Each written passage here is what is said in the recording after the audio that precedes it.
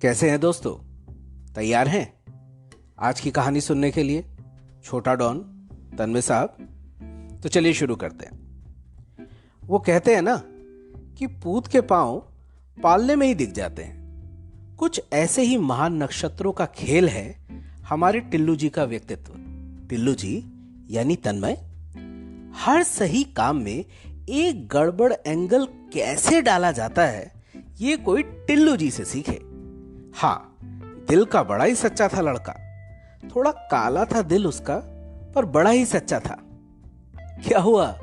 क्यों? काले दिल वाले सच्चे नहीं होते क्या? आप भी ना, चलिए छोड़िए। हाँ तो साहब, टिल्लू जी दिमाग बहुत शार्प, नजर पैनी और नीयत, अब नीयत का तो क्या है, रहने ही देते हैं।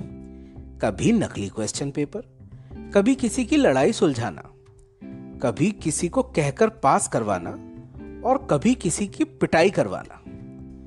किस्मत ही ऐसी थी भाई की। पता नहीं कहां कहां से मुर्गे उड़ उड़ कर आते थे उसकी गोदी में कटने के लिए। मेरा तो जिगरी यार था भाई। तो ये मान लीजिए, लड़का हॉलीवुड की गैंगस्टर मूवीज से बड़ा ही प्रभावित था और युद्ध कौशल दिखाने में कभी भी पीछे नहीं हटता था। बात क्लास 10th की है। भाई को कहीं से एक रामपुरी चाकू मिल गया या गांव गया था तब भाई ने खरीद लिया। खैर जो भी हो, चाकू था बड़ा ही जबरदस्त। वो मूवी में दिखाते हैं ना, प्राण साहब के हाथों में जैसा होता था, खच्चैक से खुल जाए। Teenagers and their curiosity with a pinch of show off. तो भाई चाकू लेकर स्कूल पहुंच गए। बैग में रखा था अंदर, पर सुना है ना, जब वक्त बुरा आता है तो ऊंट पर बैठे हुए आदमी को भी कुत्ता काट लेता है। उसकी क्लासमेट रितु ने टिल्लू से कोई बुक मांगी। वो क्लास के बाहर खड़ा था। उसने कहा मेरे बैग से ले ले। उसे बिल्कुल भी ध्यान नहीं आया कि बैग में तो सामान रखा है। रितु जी भी बिल्कुल तुलसी का पत्ता मुंह में रखकर घर से आई थी। उन्होंने देखा बैग में तो कोई चमकीली सी चीज पड़ी है। क्यूरोसिटी सिर्फ लड़कों में थोड़ी होती है। अच्छा भाई, देख लिया, अब देख लिया तो चुपचाप रख दे। पर वो बोली, ओ माय गॉड, तन्मय के बैग में हंटर नाइफ है। बस फिर क्या था, बात आग की तरह फैल गई और साई मैडम के कानों तक पहुंच गई। साई मैडम, अरे उन्हें शायद चाइल्ड साइकोलॉजिस्ट बनने की इच्छा थी जो कभी पूरी नहीं हो पाई थी, तो वो हर ऐसे मौके को अपने कमेंट्स मारे बिना जाने नहीं देती। उन्होंने टिल्लू के क्लास टीचर डोगरा साहब को बुलाया और ये बात बताई।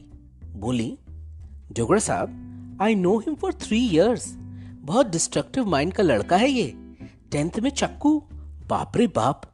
Dogra ji, you must summon his parents. Who knows, कल ये लड़का क्रिमिनल बन गया तो। डोगरा जी साइंस फिजिक्स के टीचर थे और नेगेटिव प्लस पॉजिटिव करते हुए बच्चों के कान पर दोनों तरफ से थप्पड़ बजाते चलते थे। उनका ड्राई सेल तो ये बात सुनकर फुल चार्ज हो गया और बोले, कल अपने बाप को बुलाकर लाना। बस टिल्लू को यही बुरा लग गया। पिताजी की जगह बाप, वो भी भाविका के सामने। लड़का उठा। उसकी आंखें गुस्से से लाल थी, अंदर खूब सारा क्रोध भरा हुआ था और डोगरा के सामने चुपचाप खड़ा हो गया। डोगरा सर फिर बोले, घोर क्या रहा है, चल बुलाकर लाना अपने बाप को। अब तो गुस्सा और बढ़ गया। टिल्लू फिर भी अपने को कंट्रोल करते हुए क्लास से बाहर जाने लगा। डोगरा सर अपना ये नेगेटिव प्लस पॉजिटिव मतलब चाटों को मारने वाला सिलसिला, इसका मौका खोना नहीं चाहते थे। उन्होंने गाली देते हुए टिल्लू को पीछे से पकड़ने की कोशिश की। अब क्या हुआ पता नहीं, टिल्लू ने हाथ झटका या डोगरा सर खुद ही फिसल गए। वो पेट के बल गिरे और उनका सर जमीन की तरफ, आंखें नीचे। फिर क्या था, फिर जो कॉमिक्स में देखते हैं ना, वही हुआ। धूम धड़ाम धड़ुम धुम धुम। डोगरा सर जब तक मुंह ऊपर करते, टिल्लू के साथ साथ कई लोगों ने अपना अपना बदला ले लिया था। बहती गंगा में कौन हाथ नहीं धोता भैया। पर हाँ, नाम टिल्लू का ही आया। टिल्लू भाई भी गजब थे। पूरे 1 महीने स्कूल ही नहीं गए। रोज सुबह निकलते, दुनिया भर में अपना ज्ञान बढ़ाते और फिर टाइम से घर वापस। एक मिडिल क्लास बाप और एक हाउसवाइफ माँ को कभी ये लगने ही नहीं दिया कि भाई ने क्या कांड कर दिया था। एग्जाम्स आने वाले थे और बिना पेरेंट्स की मीटिंग के रोल नंबर नहीं मिलने वाला था।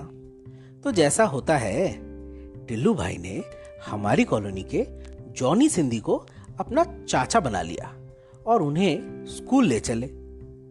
जॉनी सिंधी कौन था, क्या करता था, बताऊंगा।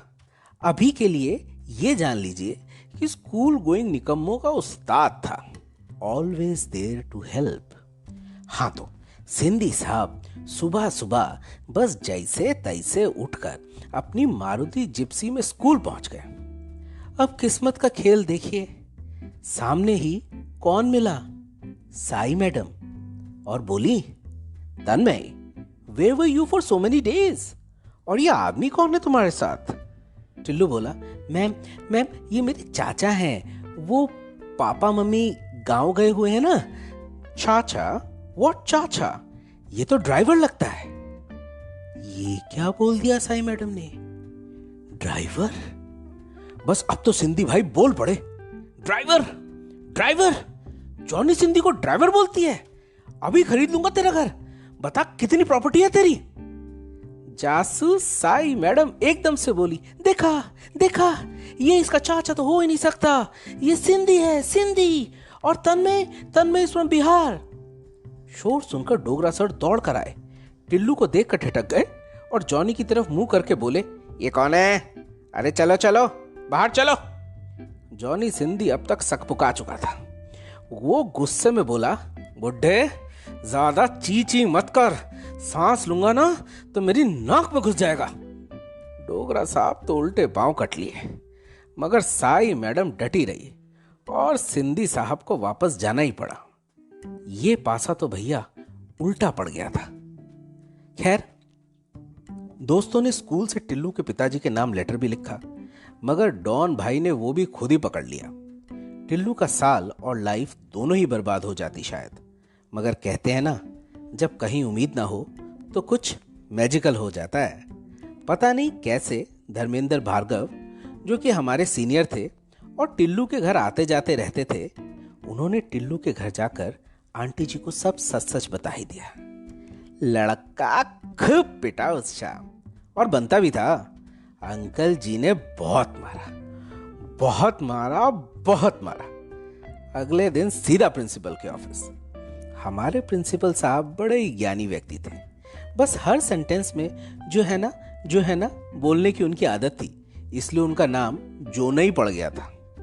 मैं प्रिंसिपल ऑफिस में स्टूडेंट्स के क्लास रजिस्टर पर स्टैम्प्स लगा रहा था जब अंकल जी और टिल्लू वहां पहुंचे। मैंने टिल्लू को और टिल्लू ने मुझे, दोनों ही आंखों में इशारे किए, पर तब तक अंकल जी जोने से माफी मांगने लगे। थोड़ी देर तक नखरा करने के बाद जोने मान ही गए और अंकल जी से बोला, सिंह साहब, बाकी सब तो ठीक है, पर आपके लड़के ने हमसे माफी नहीं मांगी। अंकल ने टिल्लू को घूर के देखा, इशारा किया, माफी मांग। मगर टिल्लू मुंडी हिला के बोला,